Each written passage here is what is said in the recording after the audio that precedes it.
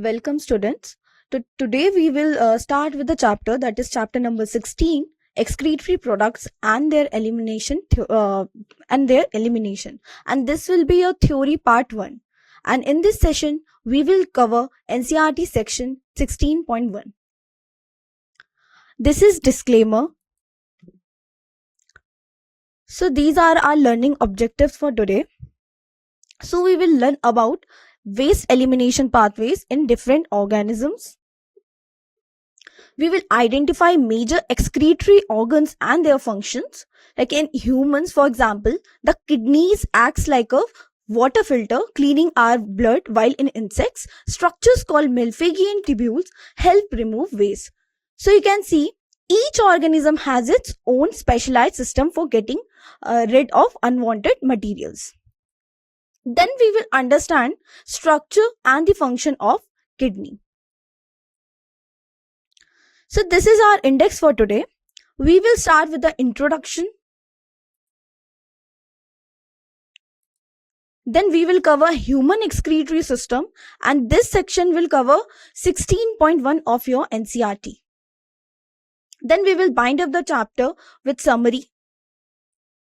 Then we will cover NCERT based question to know how much we learned the fundamental concepts of this chapter. Then we will end the session with keynotes and interesting questions. So let's start with the introduction. So we know that excretion is a vital process for all living organisms, helping them get rid of waste products produced during metabolism. So think of it like taking out the trash at home. If you don't, then things start to pile up and cause problems. So we will see how different organisms or different animals handle their waste and why it's important for survival. So it is the process of elimination of metabolic processes, metabolic waste products from animal's body. If we talk about its function, it helps in regulation of the composition of its body fluids. So here it is written that this regulates the composition of its body fluid. Let's talk about major nitrogenous waste. So we have seen that different animals have evolved different ways to get rid of nitrogenous waste depending on their environment and lifestyle. So ammonia, urea and uric acid each has its own pros and cons, and understanding these helps us appreciate the diversity of life. Let's take a closer look at ammonia. Remember, it's the most toxic nitrogenous waste. So aquatic animals like fish can handle this because they have constant access to water, which helps them dilute and remove ammonia quickly. So because ammonia is so toxic, animals that secrete it need a lot of water to flush it out. This is why you mostly find ammonia excretion in animals that live in water, where they can find constantly, where they can find water, and so they can constantly get rid of water without dehydration. Let's focus on urea. So this is the main nitrogenous waste in mammals, including humans. The body converts ammonia into urea in the liver, making it safer to transport and store until it's eliminated. So urea is less toxic than ammonia, so it doesn't have to be removed from the body as quickly. So this allows animals to conserve more water compared to those that excrete ammonia. However, getting rid of urea still requires a moderate amount of water. That's why mammals, including us, produce urine, which is mostly mixed with urea and wastewater and other waste. So this balance helps us hydrate while still removing harmful substances. Finally, let's examine uric acid.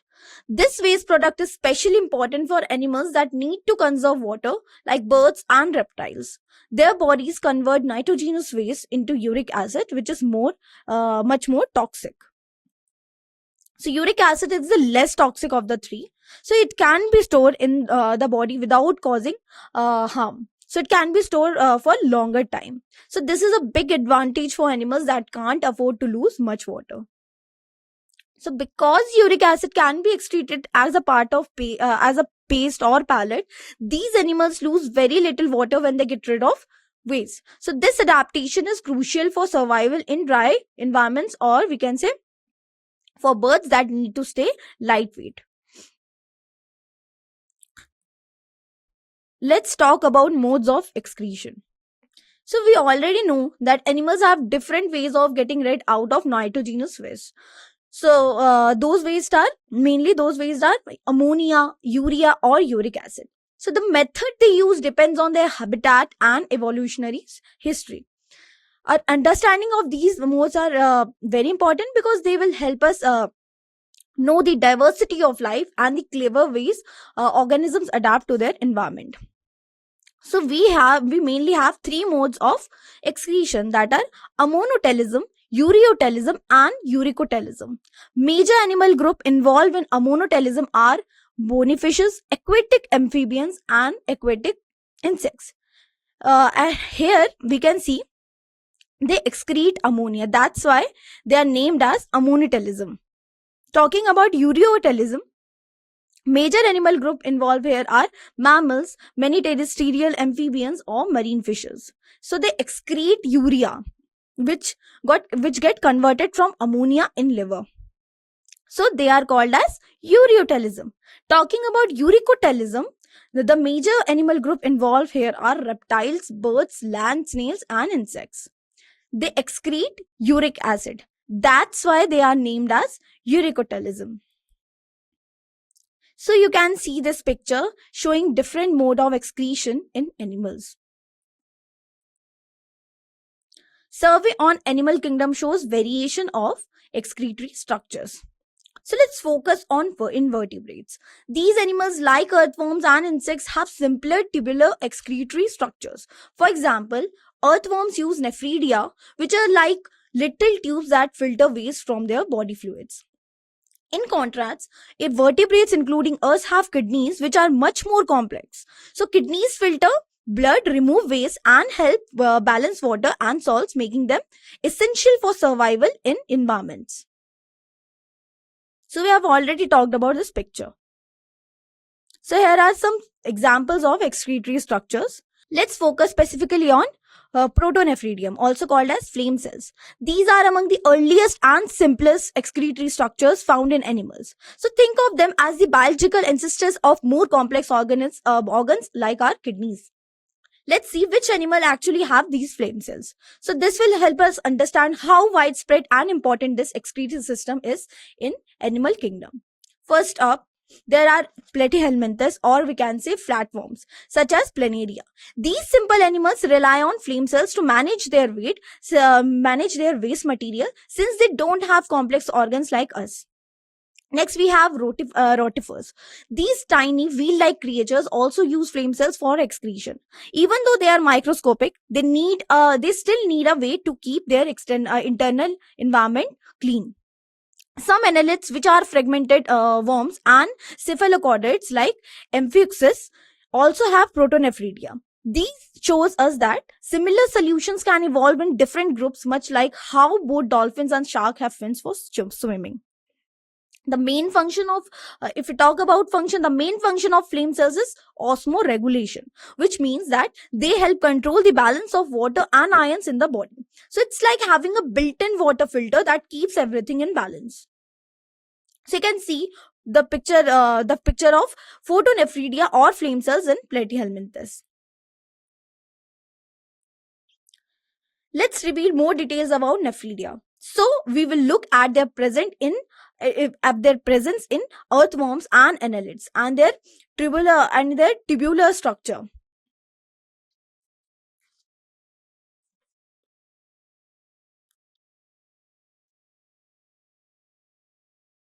Now let's reveal more details about nephridia. We will look at their presence in earthworms and annelids, their tubular structure, and their function in waste removal and balance. First, nephridia are present in earthworms and other annelids. These animals rely on nephridia to keep their internal environment clean, just like we rely on our kidneys. Second, nephridia are tubular excretory structures. Their tube-like shape helps them efficiently filter and transport waste out of the body. Third, nephridia help remove nitrogenous waste and maintain fluid and ionic balance. So this is essential for worms' health and survival. Much like how our kidneys keep our body, or we can say particularly blood, clean and balanced. Now you can see the picture of nephridal system in earthworm and septal nephridum of Ferritima.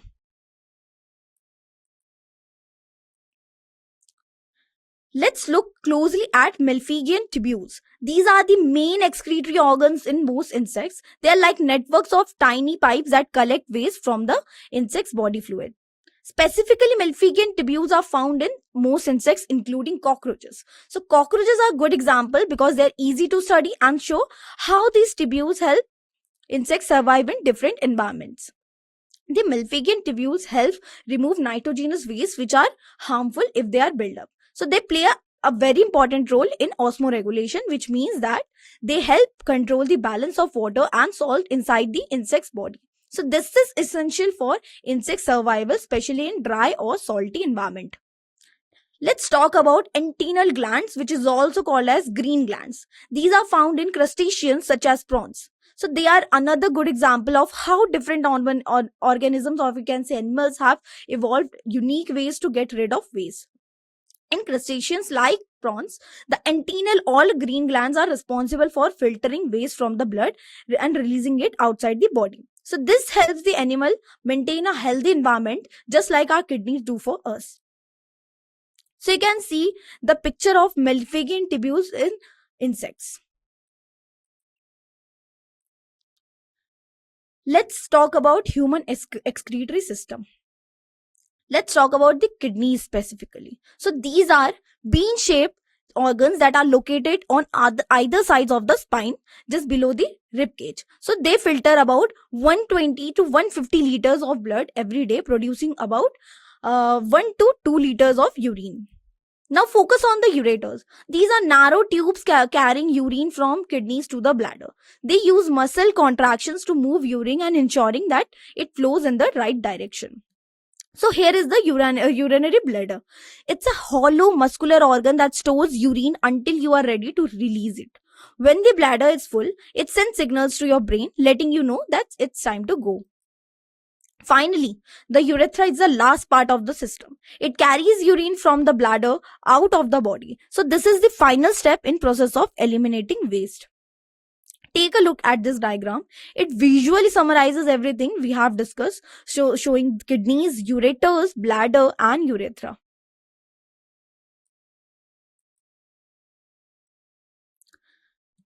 Let's talk about kidney characteristics. The reddish brown color comes from its rich blood supply, which is essential for its filtering function. So this color can also help doctors identify healthy versus unhealthy kidneys during surgery, or can say imaging. Let's look at the shape of the kidney. So it's a bean shape, which is not just a coincidence, but this shape helps maximize the surface area inside for filtering blood. So think of it like a sponge that perfectly shaped to fit do its job. Now let's talk about the location of the kidneys. Knowing where they are, they help us understand how they are protected and how they are connected to other organs. So their placement is crucial for their function and safety.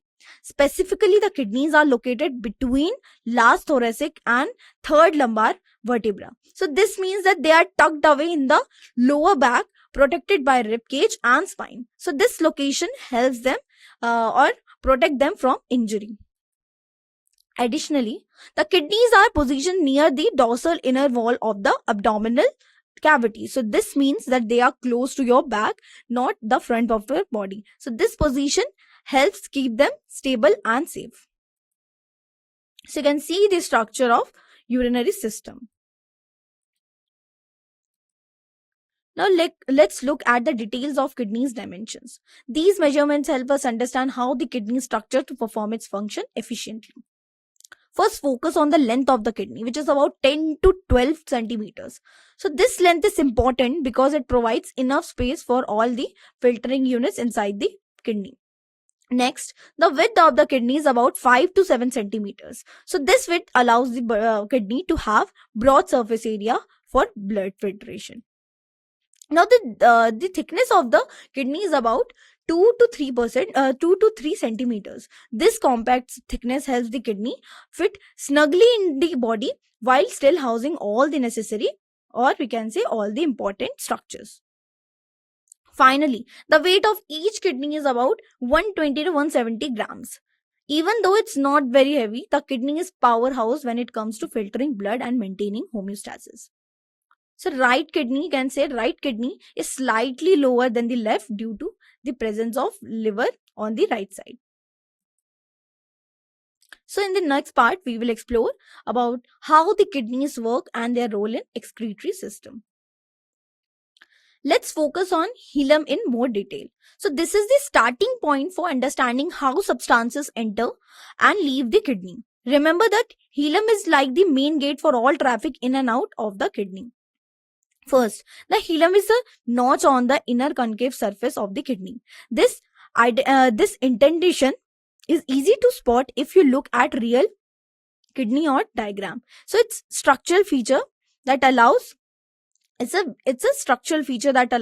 space for important vessels and tubes.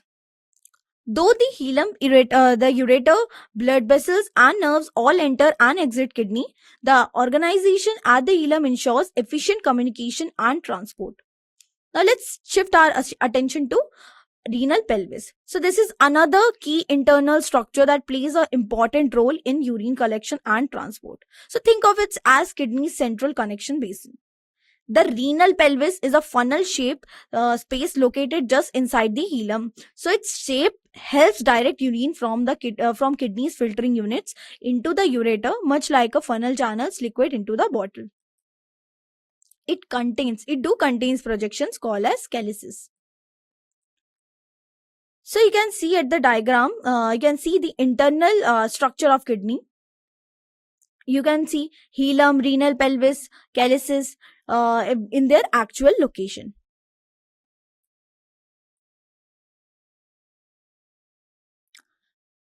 Internal structure of the kidney. Let's look more closely at internal structures or internal zone of the kidney. So each of these zones has a specific structure and function working together to filter blood and produce urine. So we will break down each part to see how they contribute to kidneys overall function. First, the kidney is covered by an outer tough capsule. So this capsule acts like a protective shell, keeping the inner tissue safe from damage and infection. So it's the first line of defense for kidney. Next, we have the cortex, which is the outer zone just beneath the capsule. So the cortex contains many transferring, or we can say many filtering units called nephrons, which are essential for cleaning of the blood. So think of the cortex as the main workspace of the kidney. Moving deeper, we reach the medulla, the inner zone of the kidney. The middle, or we can say the medulla, is organized into pyramid-shaped structures and play an important role in concentrating urine. So it's like the engine room where much of the processing happens.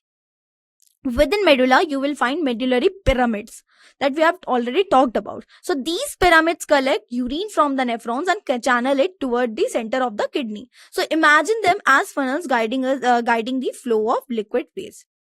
Separating the medullary pyramids are the columns of Bertini called as renal columns. So these columns provide structural support and allow blood vessels to pass between cortex and medulla. So you can see the longitudinal section of the kidney. We have already talked about it. Let's talk about nephron. Nephron is both the structural and functional unit of kidney. This means that every single nephron is capable of carrying out all essential processes needed for urine formation and waste elimination. Now notice that each kidney contains nearly 1 million nephrons. This huge number ensures that our kidney can filter large volumes of blood efficiently, even if some nephron got damaged over time. Let's look at two main parts of each nephron. The first part is glomerulus. Think of glomerulus as tiny filter or sieve where blood is first filtered to remove waste products and excess substances. The second is the renal tubule. After filtration in the glomerulus, the filtrate moves into the renal tubule where useful substances are reabsorbed and waste are concentrated into urine.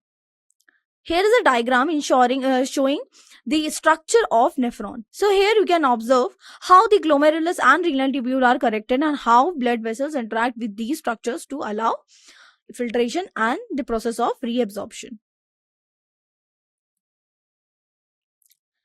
Let's talk about parts of nephron. So, talking about glomerulus, this is a dense network of capillaries formed by efferent arteriole. So, think of it as a ball of yarn made up of tiny blood vessels where the filtration of blood begins. Now, let's look at the efferent arteriole in more detail. So, this vessel is crucial because it brings blood into the glomerulus, setting the stage for filtration. So, it's like the main entrance to a water treatment plant. The efferent arteriole is actually a fine branch of renal artery. So the renal artery is the main blood supply to the kidney, and efferent arteriole is one of its smaller branches delivering blood right to the nephron.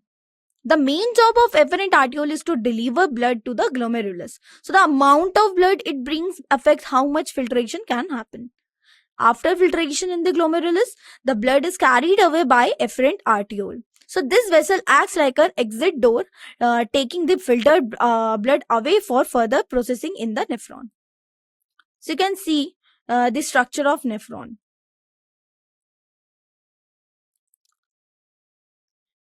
Talking about renal tubule, which starts with Bowman's capsule. So this is the first part of the nephron where filtration begins, acting like the entrance hall to the kidney's filtration process.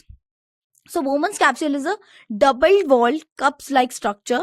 So you can imagine it as a protective cup that surrounds and collects filtrate from the blood, ensuring nothing leaks out. So Bowman's capsule completely encloses the glomerulus. So this closed fit is crucial or very important because it allows for efficient filtration, just like a tightly sealed container prevents spills.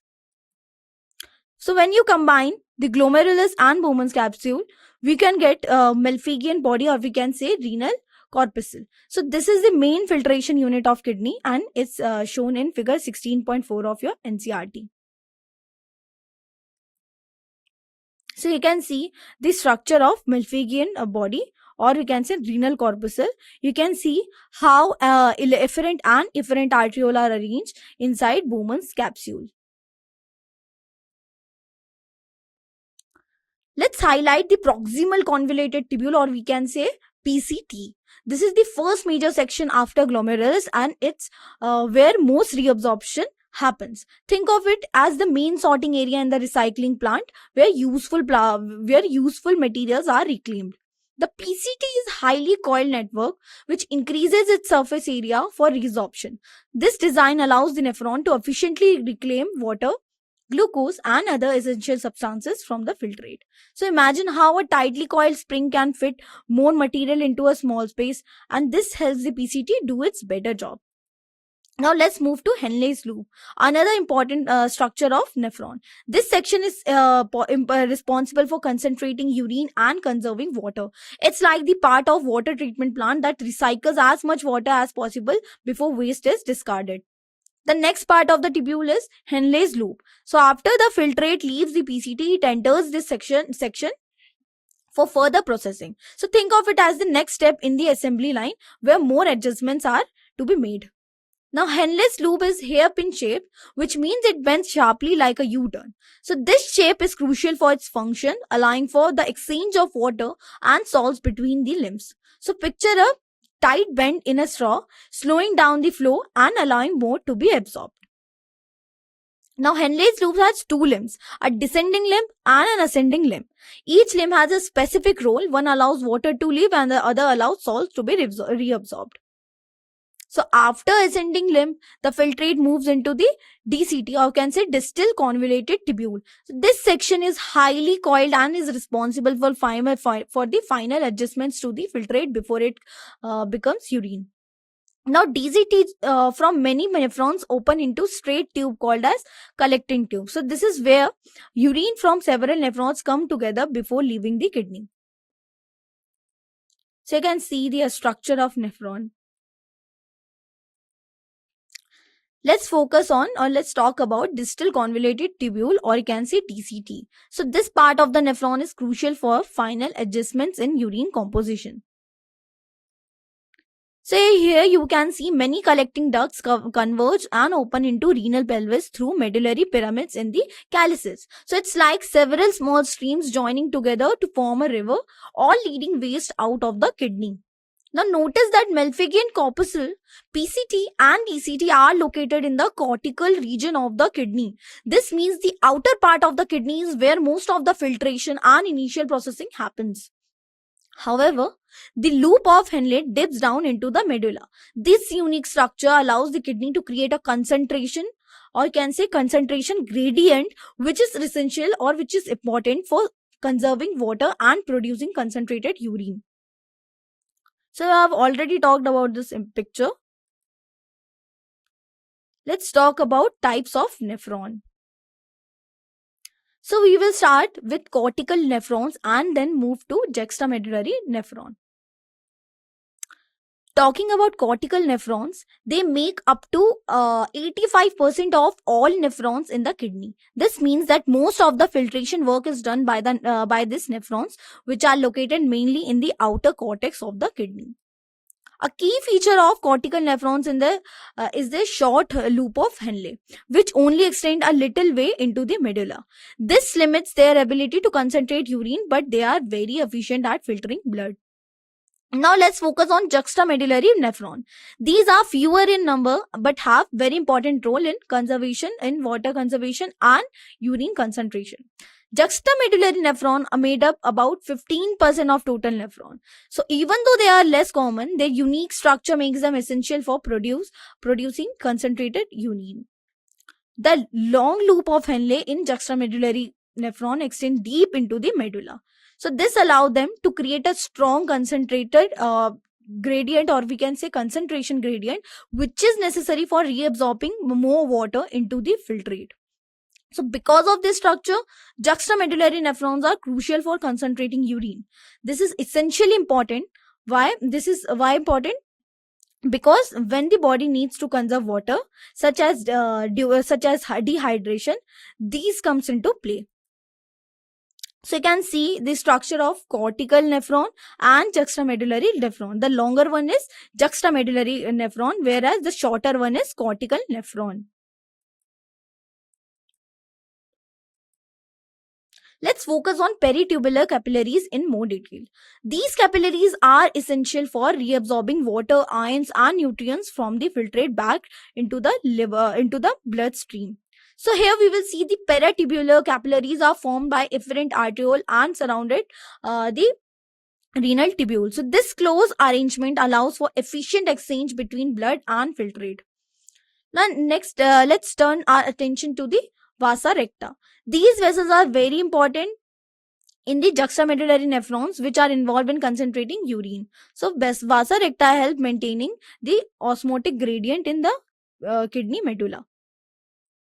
So vasa recta are described as minute vessels within the peritubular capillary network. Their small size allows them to closely follow the loop of Henle, which is crucial for their function. Notice that vasa recta run parallel to the loop of Henle. So this parallel arrangement is very, very important for the counter current exchange mechanism, which helps concentrate urine. The U-shaped structure of vasa recta is another important feature. This shape allows blood to flow down into the medulla and then back up, helping to preserve the concentration gradient. So it's important to remember that the vasa recta are either absent or highly reduced in cortical nephrons. This means that only certain nephrons, especially the juxtamedullary ones, have well-developed vasa recta. This specialization helps them concentrate urine more efficiently. So you have already talked about this picture of cortical and juxtamedullary nephron. Let's talk about other organisms. If we talk about amoeba uses contractile vacuoles to remove waste and excess water. Let's focus on earthworms. Earthworms have nephridia, which are like little kidney-like organs that filter waste from their body fluids. So this system helps earthworms survive in soil by keeping their internal condition or internal environment clean. Insects have their own system, their own system called as Malpighian tubules. These tubules act like a network of straws that pull waste out of the insect's blood and send it back to the gut for removal. So it's an efficient way of for insects to conserve water and stay healthy. Now plants also need to get rid of waste, and they do this through stomata. These are tiny pores on their leaves, and and also they do this by shedding leaves. So when leaves fall off, the plant is actually getting rid of waste products stored in those leaves, much like taking out the trash. Let's move to the human excretory system. Human have more complex system with several organs working together to remove waste. The kidneys are the main organs that filter out our blood and form urine. The ureters are the tubes that transport urine from the kidneys to the bladder. And the urinary bladder stores urine until it's ready to be expelled, and the urethra is a tube that lets urine leave the body. So this system ensures waste is stored safely until we get rid of it. Other organs also help with excretion. The skin removes waste through sweat, the lungs expel carbon dioxide, and the liver process toxins. So each organ has a special job, just like different departments in recycling plants. The main products our body need to eliminate are urea, uric acid, water, and salts. So these are produced during normal body processes and can be removed to keep us clean. So we have seen, so we can summarize that we have seen how different organisms from amoeba to humans have specialized way of removal of waste. So each system is adapted to the needs of organism, and together they show the diversity of life. So this is the summary. So we have already talked about this in detail. Let's start with NCERT based question 1. So the question is, flame cells, or we can say protonephridia, are excretory structures in. So I've given options: platyhelminthes, annelids, arthropods, and mollusks. Let's think about the answer. So the answer is option A, which is platyhelminthes. This means that flatworms use these cells to get rid of waste. So flame cells are primitive excretory structures found in platyhelminthes. This means that the flatworms use these cells to get rid of waste, showing us how excretion works in simple organisms. Let's look at the unique features of flame cells. So we will see how their structure helps them perform their job, even though they are much simpler than the organs we have. First, notice the tuft of cilia inside the flame cell. These cilia move back and forth, creating a current that helps push waste fluids through the cell, just like a tiny broom sweeping debris away. Next, the flame cell is connected to the tubular system. This tube acts like a small pipeline carrying the waste out of the body. So it's a simple but effective way to transport waste. Now, hollow cavity. It is a hollow cavity where waste products are being collected. So that's the key idea, that flame cells in flatworms are an early solution to the problem of waste materials. So as we move up the animal kingdom, we will see more complex excretory system, but the basic need to get rid of waste stays the same. Let's look at the second question, which is asking, which blood vessel brings blood to the kidneys? So we have given 4 options. Option 1 is renal vein, option 2 is renal artery, option C is pulmonary artery, and option D is aorta. Let's look at into the answer. So the renal artery, we know that renal artery branches off from the abdominal aorta. So you can think of abdominal aorta as a major highway and the renal artery as an exit ramp leading directly to the kidneys. So this branching ensures that blood is efficiently delivered to the kidneys for filtration. So the renal artery branches off from the abdominal aorta. So option B is correct. Now it's important to note that the renal artery delivers oxygenated blood to the kidneys. This means that the kidneys receive fresh and oxygen rich blood, which is essential for their energy demanding filtration processes. Emphasize that oxygen is like a fuel for the kidney cells. Now each kidney receives blood from one renal artery. So just we have two kidneys, you also have a right or left renal artery.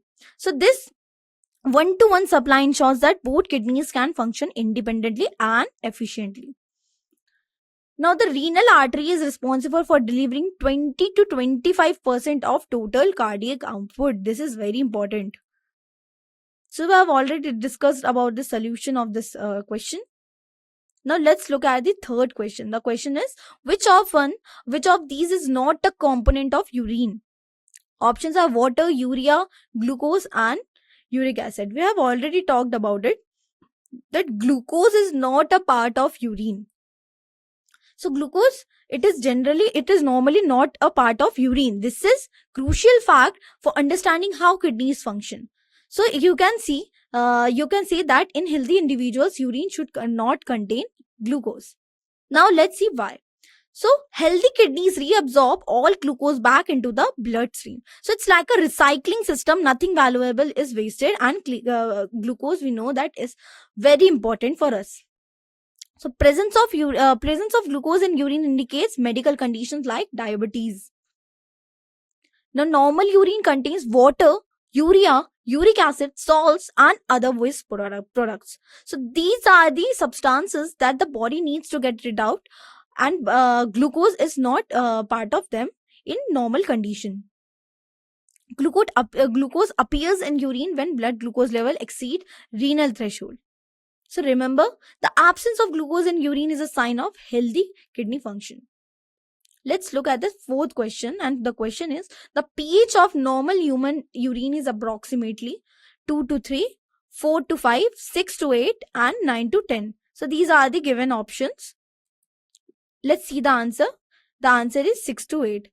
How? Because normal human urine pH typically ranges from 6 to 8. This is standard range you should always remember, and it's important for understanding how the body maintains chemical balance. So remember, a pH of 7 is neutral, so value below 7 are acidic. This means our urine is usually just a bit acidic, which helps prevent the growth of harmful bacteria. So it's important to realize that urine pH can vary based on diet and overall health. So if we talk about example, eating lots of meat can make urine more acidic, while a vegetarian diet can make it more alkaline. So what we eat really matters and affect our body's chemistry.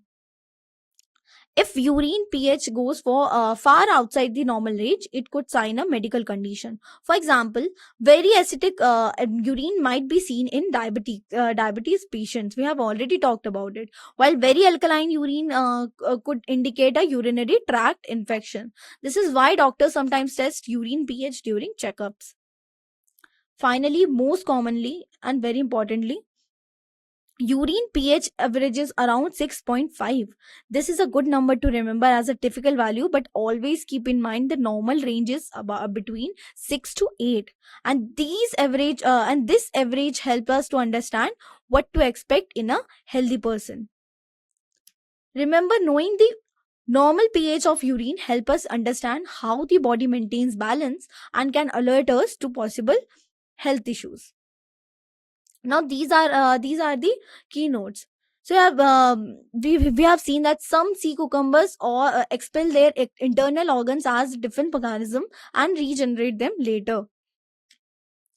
So we have already talked about earthworms. It excrete through specialized cell called as nephridia in each segment of their body. So each segment of their body contain nephridia, which act like a tiny kidneys, and these specialized cells filter waste from the body fluids and help maintain balance, showing us how even simple organisms have efficient kind of waste removal system. So flamingos, talking about flamingos excrete excess salt through special glands near their nostrils. Because they often live in salty environments, they have developed special glands near their nostrils to excrete excess salt. And this adaptation helps them survive in places where drinking water is salty.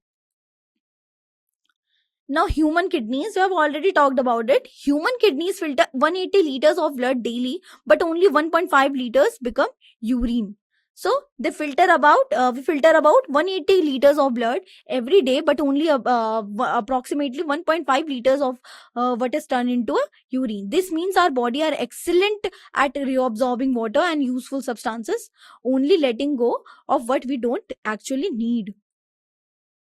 Talking about platyhelminthes, it sweat milk through specialized skin pores for feeding babies. This is an interesting fact. Now, some insects like butterflies excrete through Malpighian tubules. They use Malpighian tubules for excretion, which are like little tubes that, or we can say pipes that collect waste from their bodies. So this system helps them conserve water, which is especially important for small animals living in dry environments. Now, desert animals such as kangaroo rats have evolved to survive in very little water. So, they can concentrate their urine up to 4 times more than the humans, which help them save as much water as they can save. So, this is a great example of adaptation to extreme environments.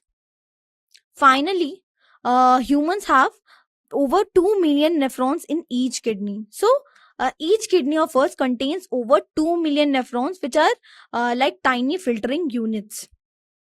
So, this brings us to the end of our key facts for today. So, we have seen how different organisms have evolved or developed unique ways to eliminate waste, each suited to their environments. So, these are some interesting facts about this chapter. So these are the questions, some interesting questions that you can look after and solve after completing this session to know the understanding of this chapter. So you can screenshot it. So thank you so much for your attention. I hope this session was helpful for you.